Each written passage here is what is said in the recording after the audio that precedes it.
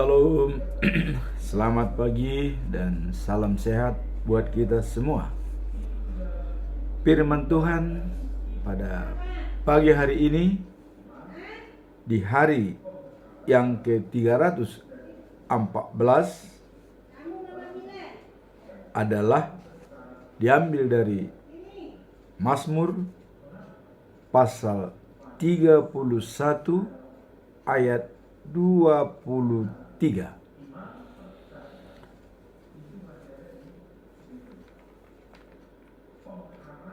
Berharap kepada Allah. Itulah perikopnya. Kemudian dalam ayat hari ini dikatakan, aku menyangka dalam kebingunganku, aku telah terbuang dari hadapan matamu, tetapi sesungguhnya Engkau mendengarkan suara permohonanku ketika aku berteriak kepadamu minta tolong. Itulah ayat hari ini.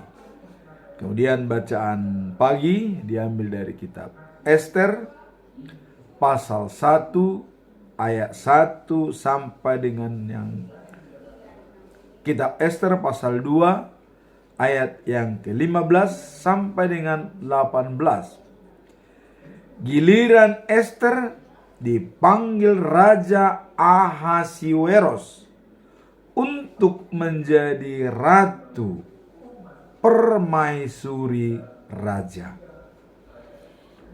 Bacaan malam diambil dari Mazmur pasal 1 ayat 1 sampai dengan 3. Kebahagiaan sejati.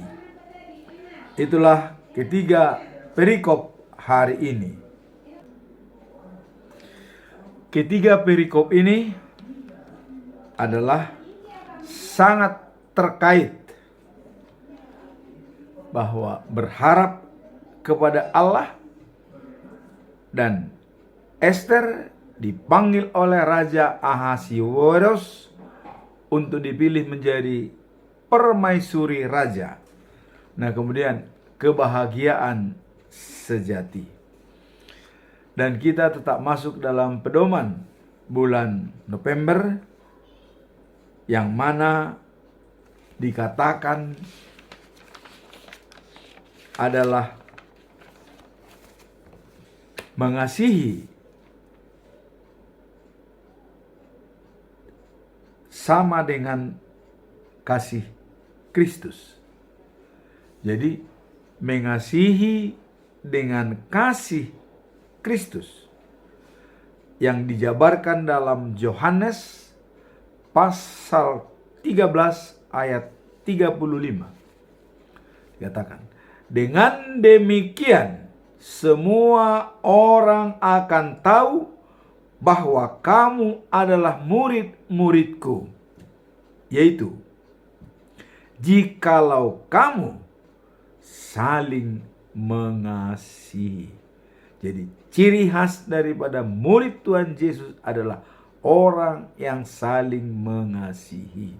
Dan itu berlaku sampai sekarang. Kalau ada di antara kita yang sudah menjalankan saling mengasihi antara sesama, itu sudah termasuk dalam murid Tuhan Yesus. Nah, kemudian dikatakan jikalau kamu saling mengasihi, apa pondasi atau pedoman untuk menjalankan saling mengasihi? Yesus mencoba menyimpulkan hukum Taurat yang ke-10 menjadi 2 perintah yang utama, yang tertulis dalam Markus pasal 12 ayat 30 sampai dengan 31. Hukum yang pertama dan yang utama. Cintailah Tuhan Allahmu dari segenap hatimu, dari segenap jiwamu, dari segenap akal budimu, dan dari segenap kekuatanmu. Jadi totalitas dari hati, jiwa, akal budi, dan kekuatan. Kemudian hukum yang kedua dan yang utama, cintailah sesamamu manusia seperti dirimu sendiri. Inilah yang kedua, inilah hukum yang utama dalam firman Tuhan. Tidak ada lagi hukum lain yang bisa menangkalnya.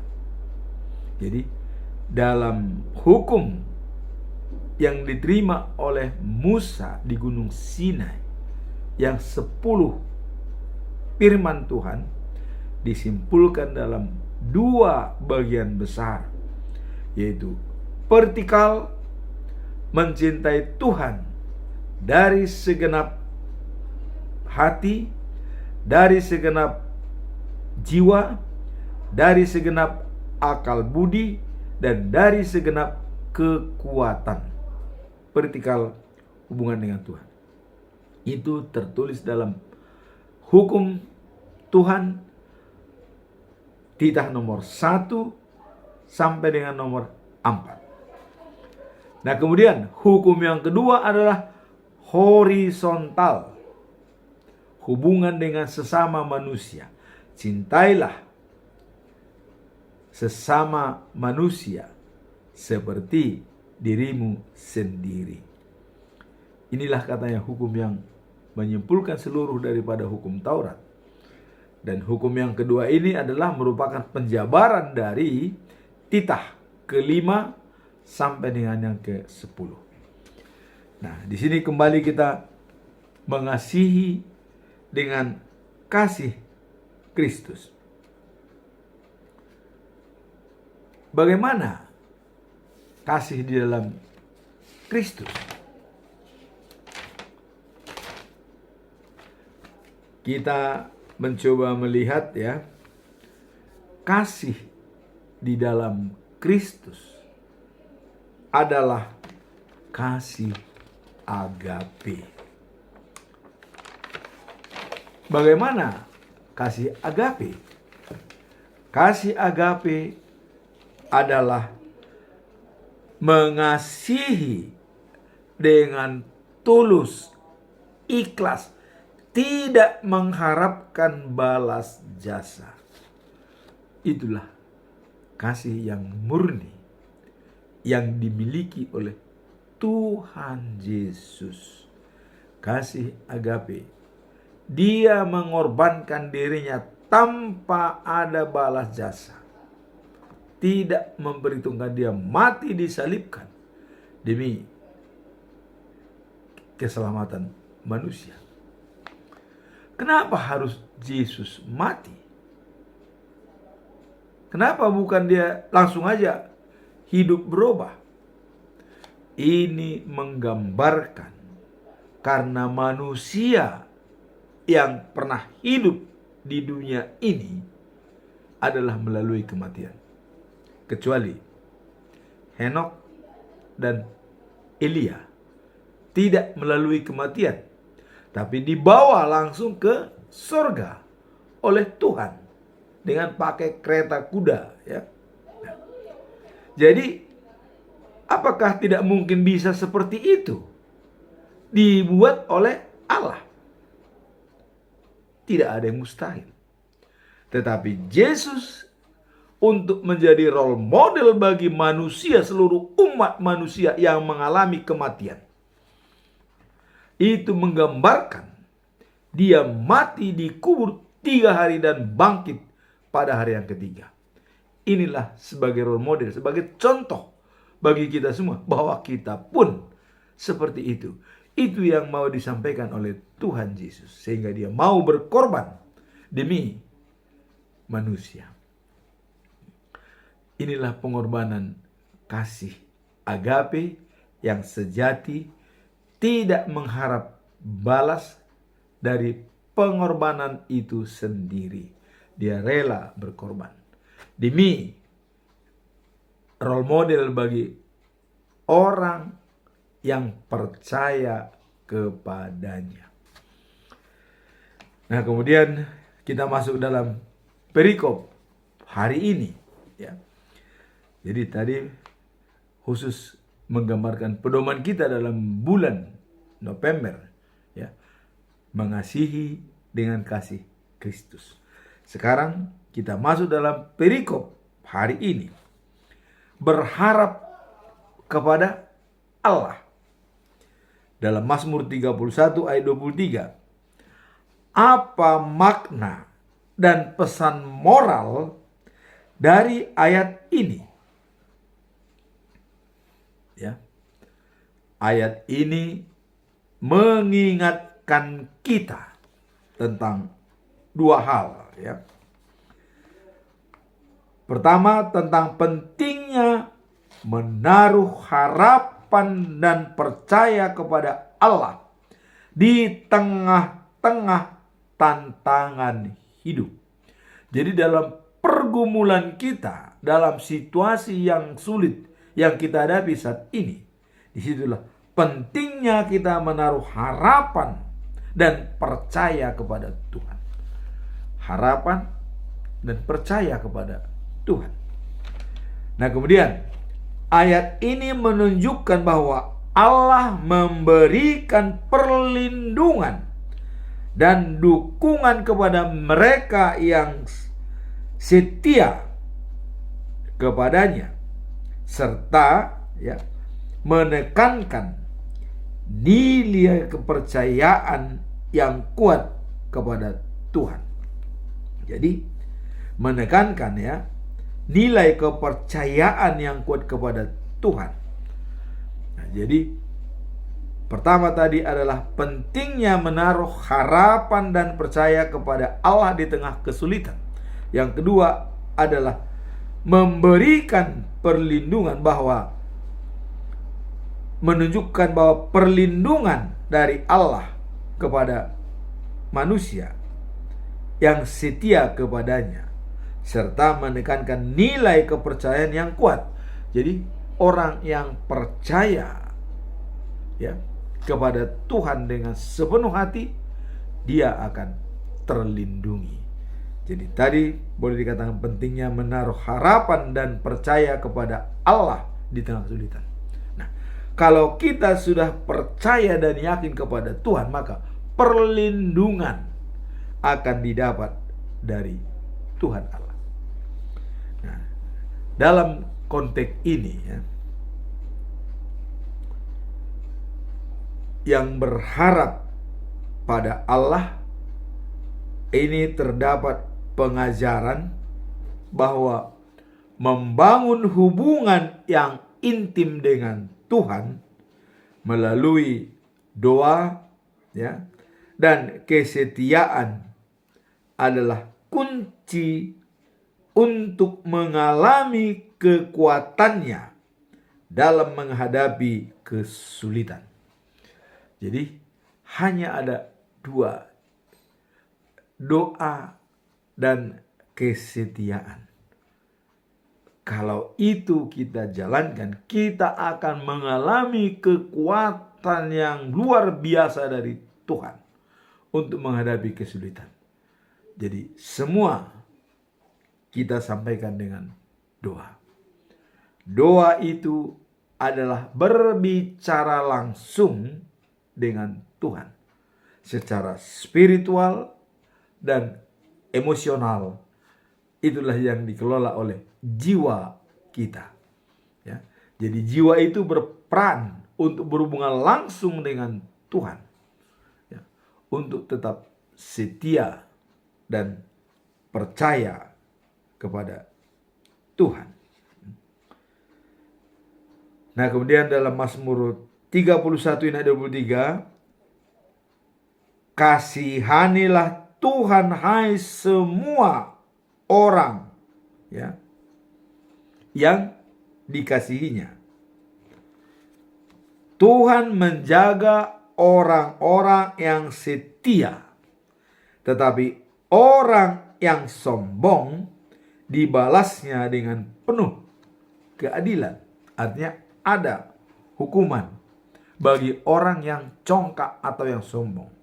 Tetapi orang yang setia, ya, Tuhan menjaga mereka dan melindungi mereka. Nah, kalau dalam bahasa Indonesia sehari-hari, dalam kabar baik, ya, dalam Bible disebutkan bahwa demikian. Cintailah Tuhan, hai semua umatnya.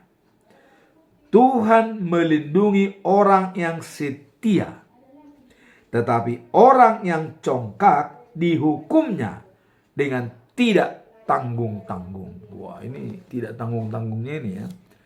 Artinya dihukumnya itu dengan hukuman yang berat. Itulah ya, neraka. Tapi orang yang setia akan dilindungi dan masuk ke Yerusalem yang baru. Tadi dikatakan di sini umatnya. Bagaimana sebutan umat Allah dalam perjanjian lama? Semua manusia yang hidup di dunia ini itu sudah dipatrikan sebagai umat Allah, kecuali yang bersangkutan tidak sadar dan tidak mempelajari apa yang disampaikan oleh Allah. Di mana terdapat perjanjian Allah dengan manusia melalui bangsa Israel, bahwa manusia tersebut adalah sebagai umat Allah. Mari kita lihat dalam Yeremia pasal 31 ayat 33. Perjanjian Allah yang baru dengan manusia melalui Israel. Kalau pada waktu itu diberikan kepada Israel. Apa isi daripada perjanjian baru tersebut? Nah, kita baca dalam Mazmur Yeremia pasal 31 ayat 33 dikatakan begini. Tetapi beginilah perjanjian yang kuadakan dengan kaum Israel sesudah waktu itu.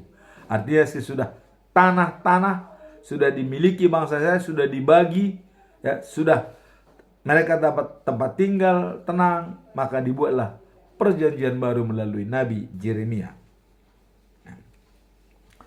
Demikianlah firman Tuhan.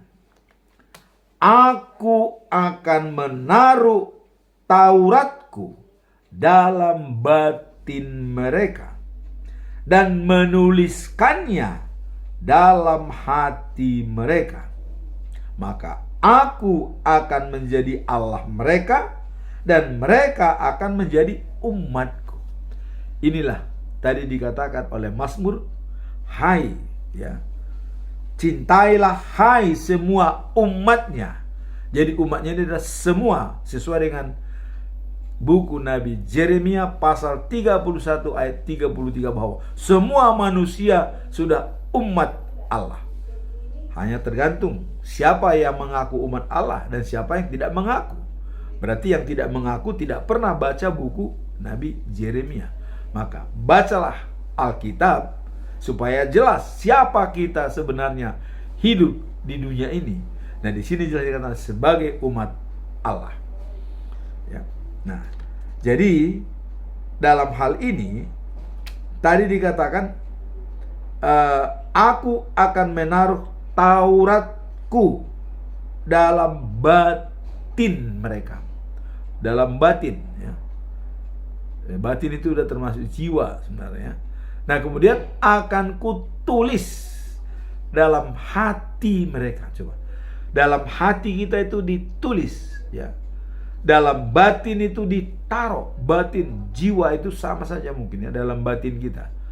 Nah, kemudian supaya Allah mengatakan, aku menjadi Allah mereka dan mereka menjadi umatku. Artinya siapapun yang membaca tulisan ini telah mengaku bahwa Tuhan Allah sebagai Allah kita dan kita sebagai umatnya. Nah, kemudian hal ini dipertegas oleh Tuhan Yesus lagi. Jadi setelah Yesus datang ke dunia, ini diperjelas lagi. Artinya apa yang dikatakan oleh Allah dalam buku Yeremia pasal 31 ayat 33 ini diperjelas oleh Tuhan Yesus, ya. Yang ditulis oleh Paulus dalam 2 Korintus pasal 5 ayat 17. Ciptaan baru. Siapa yang ada dalam Kristus, ia adalah ciptaan baru. Yang lama sudah berlalu, sesungguhnya yang baru sudah datang. Ini pengakuan daripada Paulus. Habis gelap, terbitlah terang. Kalau Nikodemus, Yesus mengatakan orang yang dilahirkan kembali menjadi umat Allah, pewaris kerajaan surga. Dilahirkan kembali bukan secara fisik, tapi secara rohani, dibaptis. Nah, inilah perikop hari ini yang bisa kita lihat bahwa pentingnya kita berhubungan dengan Tuhan Allah dalam situasi yang sulit, karena Dia adalah perlindungan kita. Maka perikop hari ini juga ada berharap kepada Tuhan dalam segala tindakan kita. Dan kemudian kita masuk dalam bacaan pagi pada hari ini, diambil dari kitab Ester pasal 2 ayat 15 sampai 18. Nah, ini adalah peristiwa yang bersambung dari beberapa hari yang sudah kita sampaikan. Dan kemarin adalah persiapan daripada calon-calon istri Raja Ahasiweros, ya, di mana selama 1 tahun mereka dibina, dirawat dan dibimbing oleh Hegai sebagai kepala rumah tangga untuk perempuan di istana raja. Nah, kita tahu bahwa kemarin 6 bulan mereka dikasih minyak dan kemenyaan. Tentu supaya apa?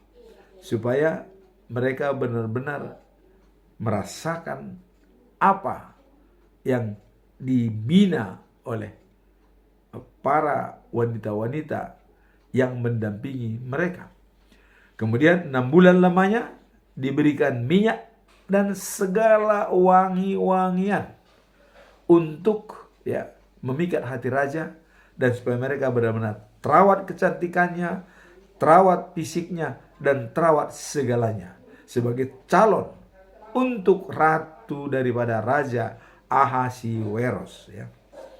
Nah, itulah persiapan-persiapan dilakukan. Setelah persiapan dilakukan, maka tibalah giliran. Dan pada saat ini adalah giliran terakhir bagi Ester. Dan semua calon-calon sudah dipanggil dan mereka ditempatkan pada tempat tertentu dan tidak bisa lagi menghadap raja kecuali raja memanggil namanya. Dan mereka diurus oleh Ashagas, ya, dalam pengurus selir-selir daripada raja. Nah, sekarang giliran Ester dipanggil oleh Raja Ahasiweros. Ester menghadap Raja Ahasiweros. Sekarang kita coba dulu latar belakang. Ester itu siapa? Ester adalah seorang wanita Yahudi, anak daripada Abihail, saudara sepupu dari Mordekai. Jadi Mordekai itu adalah bersaudara dengan Abihail. Nah, sehingga Mordekai itu mengangkat Ester sebagai anak angkat dan dianggap sebagai anak kandung sendiri. Jadi tidak ada bedanya dianggap dia sebagai anak kandung sendiri. Kita lihat, Ester sudah yatim piatu. Sudah tidak punya bapak, sudah tidak punya ibu. Tapi dia ikut mencalonkan diri. Inilah kebesaran Tuhan untuk memberikan terbaik bagi orang yang termarginalkan, yang tidak punya kuasa dan tidak diperhitungkan. Tapi dengan ketabahan dan ketulusan hatinya, dia mau ada keberanian dan ada timbang rasa yang tinggi bahwa dia akan berhasil. Karena dia sudah memonitor, ya, Ratu Wasti gagal sebagai Ratu Ahasuerus karena tidak mau diperintah oleh raja. Tentu Ester mempelajari hal ini. Nah, sehingga dia sangat elegan dan persuasif dengan kecantikannya dan kemolekannya dan juga karakter yang baik, yang sangat penurut dan baik. Itulah Ester. Nah, kemudian Ester itu, ya, sangat dikagumi setiap orang yang memandangnya. Coba, dikagumi oleh setiap orang yang memandangnya. Berarti ada harisma daripada Ester. Harisma itu siapa yang memberikan? Hikmat kebijaksanaan. Hikmat adalah dari Allah. Anugerah dari Allah diberikan kepada Ester, sehingga dia, ya, dikagumi oleh setiap orang yang memandangnya. Nah, kemudian ketika dia menghadap raja, Ester berpakaian menurut petunjuk dan nasihat Hegai, kepala istana wanita. Nah, jadi ya mungkin yang lain, karena dia katakan boleh memakai pilihan masing-masing. Mungkin yang lain ambil corak sendiri, pakai pakaian sendiri. Tapi Hegai, dia menurut apa Ester menurut apa kata Hegai sebagai kepala rumah tangga istana wanita. Dia menurut apa yang diperintahkan dijalankan. Itulah mungkin kelebihan daripada Ester dari calon-calon lainnya, ya. Jadi Ester dibawa menghadap raja, ya. Nah, kemudian Ester berpakaian menurut petunjuk dan nasihat Hegai, kepala istana raja. Nah, demikian pula pada tahun ke-7. Jadi setelah tahun ke-7 pemerintahan Ahasuerus, pada bulan Oktober, ya, bulan 10. Oktober itu di sana dikatakan sama dengan bulan Tebet, ya. Nah, Ester langsung dibawa menghadap raja di istana raja. Ia menyenangkan dan membahagiakan raja lebih dari gadis-gadis lainnya. Disinilah kelebihan Ester. Dia sangat menyenangkan hati raja, melebihi dari gadis-gadis lainnya. Tapi dengan bimbingan daripada Hegai, dia sangat menurut apa dikatakan oleh Hegai, sehingga dia sangat menyenangkan hati raja. Nah, kemudian ia paling dicintai oleh raja. Maka raja memasang mahkota daripada seorang ratu dan mahkota kerajaan, ya, pada kepala Ester dan, ya, mengambilkan dia sebagai ratu menggantikan Ratu Wasti. Jadi pilihan Raja Ahasiweros sudah final kepada Ester, seorang wanita yang yatim piatu dan wanita Yahudi, wanita yang rendah hati dan tidak punya apa-apa. Ya, kita maklum, seorang wanita yatim piatu, apa modalnya? Dia hanya modal karakter dan kecantikannya. Karakter dan kecantikan dimiliki oleh Ester. Dan kemudian dia dibina, dirawat oleh 7 gadis-gadis cantik khusus merawat Ester. Selama 1 tahun dia berhasil. Kemudian sekarang menjadi terpilih mendapatkan mahkota kerajaan. Langsung dipasangkan oleh Raja Ahasiweros, ya. Nah, setelah itu baru raja mengadakan pesta karena sudah terpilih seorang ratu. Dan Ester sudah dinobatkan sebagai permaisuri istri raja dan ratu Persia, menggantikan Wasti yang membangkang. Nah, kemudian raja mengadakan pesta besar-besaran dan semua pembesarnya diundang kembali. Tentu karena tadinya raja tidak puas dengan pekerjaan Wasti, di mana waktu itu dari 127 provinsi pimpinan-pimpinan daripada gubernur datang dan pembesarnya berada di kota Susan. Dan mereka memamerkan kekayaan selama 6 bulan. Kemudian pesta 7 hari penuh. Namun pada hari ke-7 harapan daripada raja buyar karena Wasti menolak untuk memakai mahkota kerajaan untuk dilihat oleh semua tamu-tamu daripada Raja Ahasiweros. Itulah sebabnya akibat ketidakmauan daripada Wasti sebagai memakai mahkota kerajaan itu, maka Ester terpilih sebagai orang yang mendampingi Raja Ahasiweros sebagai ratu di istana. Nah, dengan kegembiraan daripada Raja Ahasiweros, maka dia mengadakan lagi pesta besar-besaran. Tentu mengundang seluruh, ya, pembesar-pembesar daripada provinsi, dan bahkan mengumumkan hari libur di seluruh kerajaan dan membagi-bagikan hadiah dengan berlimpah-limpah. Jadi kalau kemarin mereka pamer kekayaan, ya, pamer dilihat.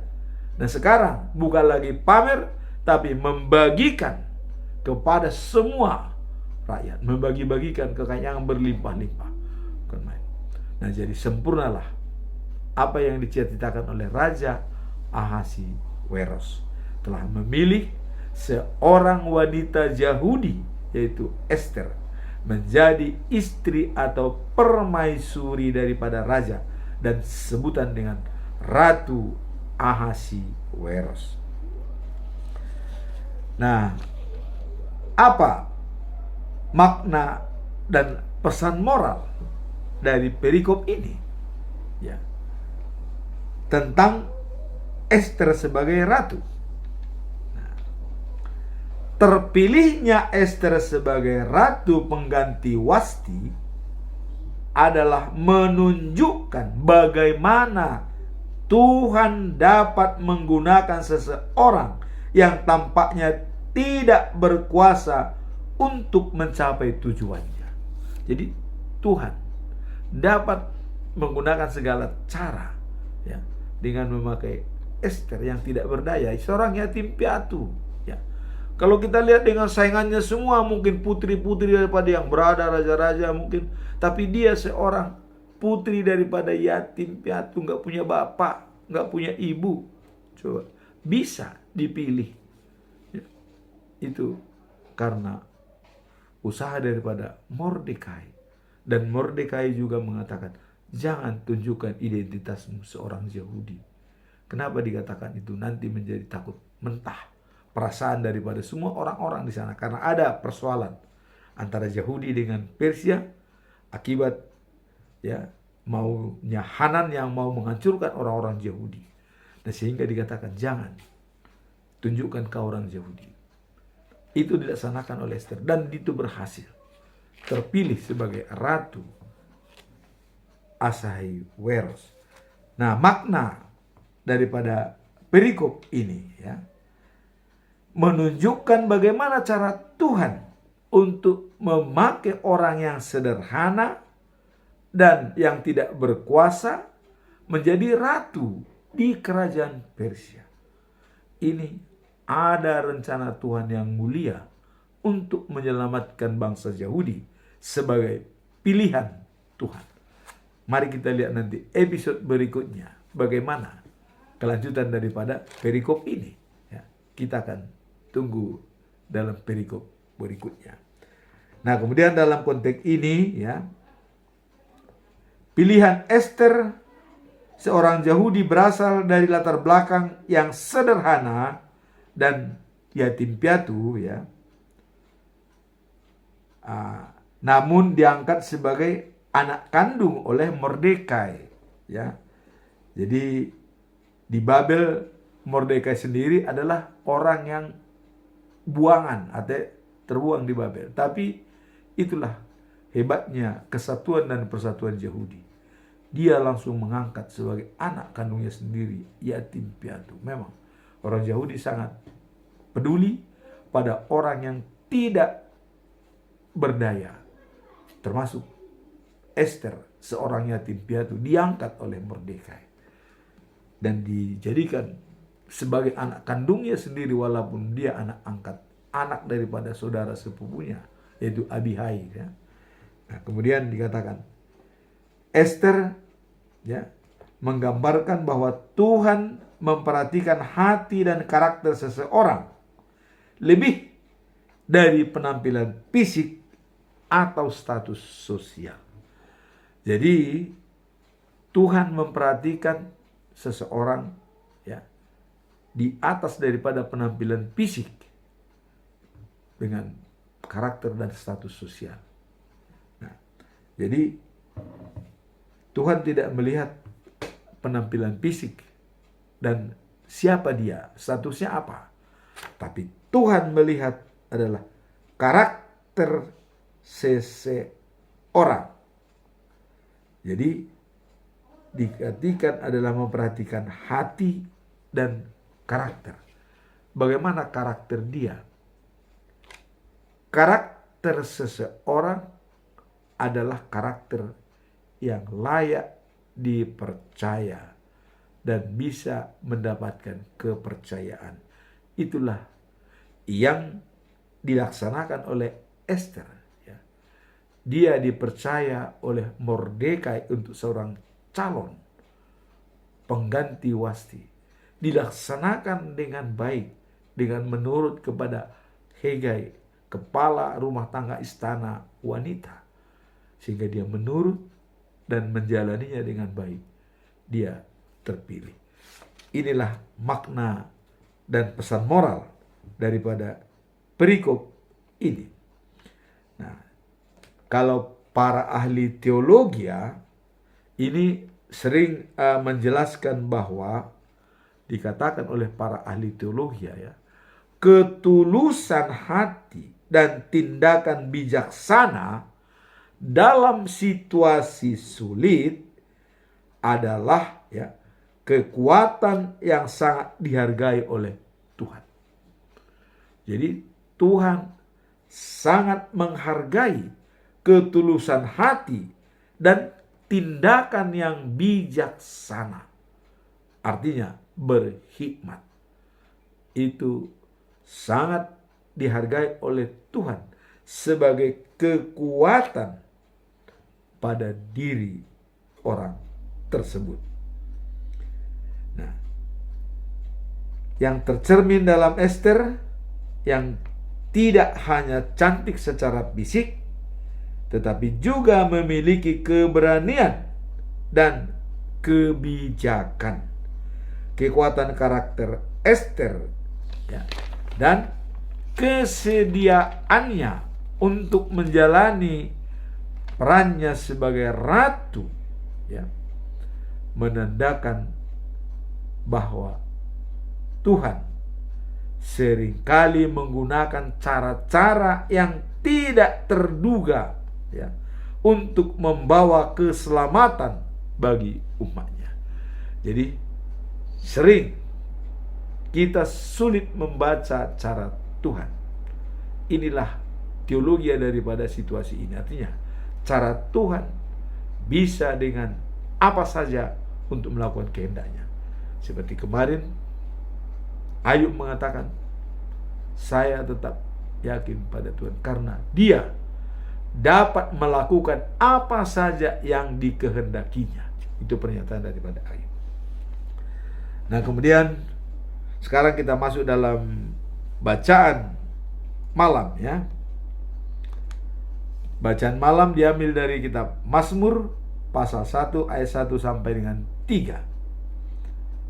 Nah, ini kebahagiaan sejati. Apa itu kebahagiaan sejati? Daud mengatakan, berbahagialah orang yang tidak mengikuti nasihat orang jahat. Jadi orang yang tidak mengikuti nasihat orang jahat, cukup bahagia. Kemudian dikatakan yang kedua, tidak mencontoh orang berdosa, tidak bergaul dengan orang yang menghina Allah. Jadi tidak mencontoh orang berdosa dan tidak bergaul dengan orang yang menghina Allah. Misalnya, wah, Allah kamu itu bagaimana? Apa benar Tuhanmu itu apa? Nah, jangan bergaul dengan mereka itu, karena mereka itu adalah merupakan tantangan bagi kita. Tapi kita doakan mereka supaya bertobat, ya. Nah, kalau Daud mengatakan, jangan mencontoh orang berdosa, tidak bergaul dengan orang yang menghina Allah. Kemudian apa yang mau dilihat dari corak orang supaya dapat kebahagiaan sejati? Suka melakukan perintah Allah, ya, dan selalu menyenangkan hati Allah. Jadi kebahagiaan sejati itu timbul apabila kita bisa menyenangkan hati Allah, ya, dan tidak mengikuti nasihat orang jahat, tidak mencontoh orang yang berdosa, dan tidak bergaul dengan orang yang menghina Allah. Itulah kebahagiaan yang sejati. Nah, kemudian kalau kita melihat di dalam Mazmur 23 ayat 1, ya, Daud sudah mengatakan, dan dia bisa mencapai kebahagiaan sejati, dan dia tetap berpedoman pada ayat ini yang terkenal dalam kitab Mazmur, yaitu Mazmur 23 ayat 1. Tuhan adalah gembalaku, takkan kekurangan aku. Jadi kalau sudah Tuhan menjadi gembala kita, kita tidak akan kekurangan. Tidak perlu lagi khawatir, tidak perlu worry, ya, tidak perlu ragu, tidak perlu ragu-ragu lagi. Serahkan dirimu kepada Tuhan. Dan Yesus sudah mengatakan, datang kepadaku, tidak akan kelaparan. Percaya kepadaku, tidak akan kehausan. Artinya, hidup yang kekal dan sejati datang kepada Tuhan Yesus. Nah, kemudian dalam Mazmur 23 ayat 6, ya, bahwa Daud itu mempunyai kebahagiaan sejati apabila dia sudah bersama dengan Tuhan dalam hidupnya. Nah, dalam Mazmur 23 ayat 6, kebajikan dan kemurahan belaka akan mengikuti aku seumur hidupku. Seumur hidup, ya, bukan sesaat, bukan hanya beberapa tahun, seumur hidupku. Kebajikan dan kemurahan akan mengikuti aku seumur hidupku. Dan dikatakan, ya, aku akan diam dalam rumah Tuhan sepanjang masa. Di manakah rumah Tuhan? Ya. Rumah Tuhan adalah diri kita sendiri.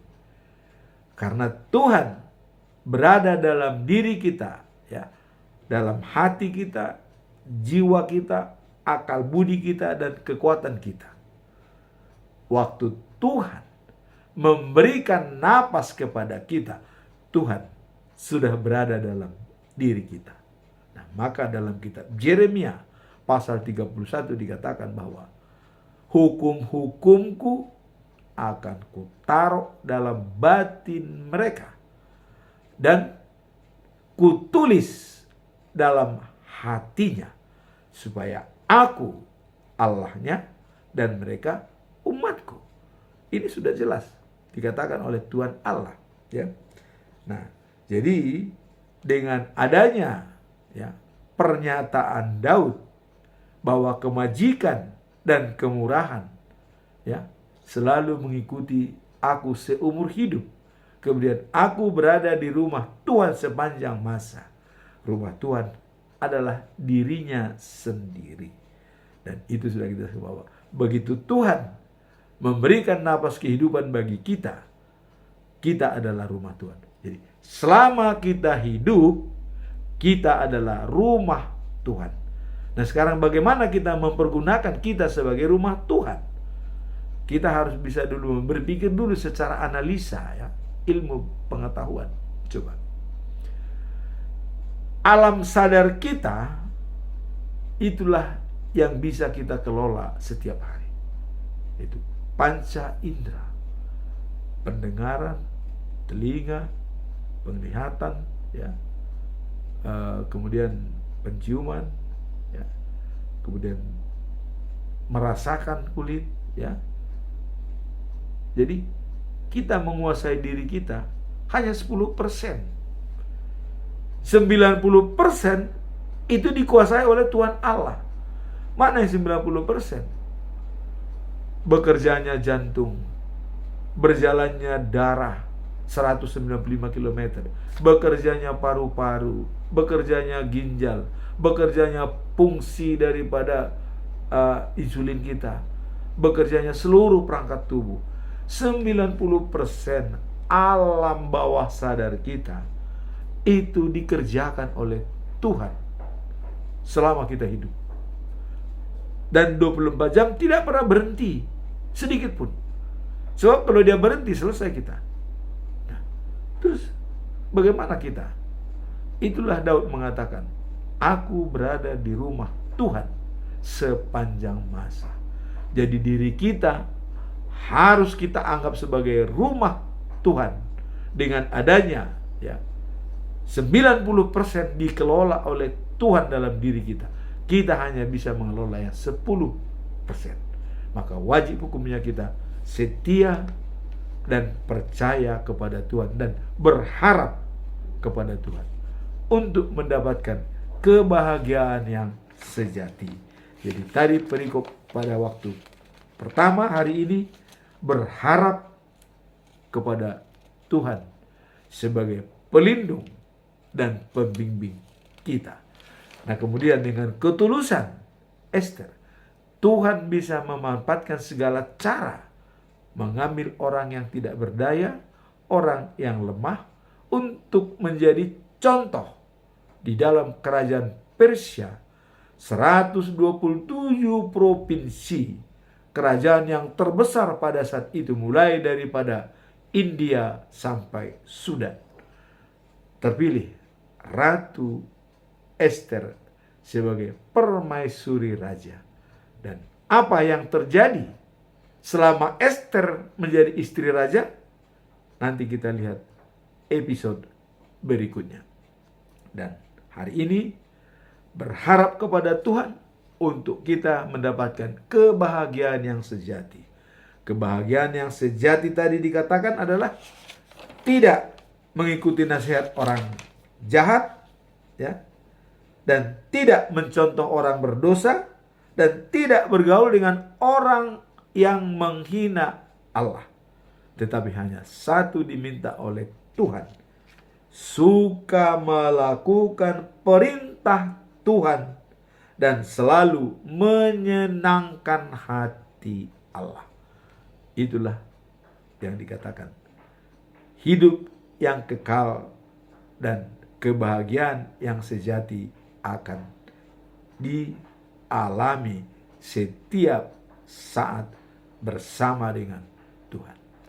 Semoga firman hari ini bisa mencerahkan kita untuk semakin kokoh dan berharap kepada Tuhan untuk mencapai kebahagiaan yang sejati. Amin. Tuhan memberkati kita semua.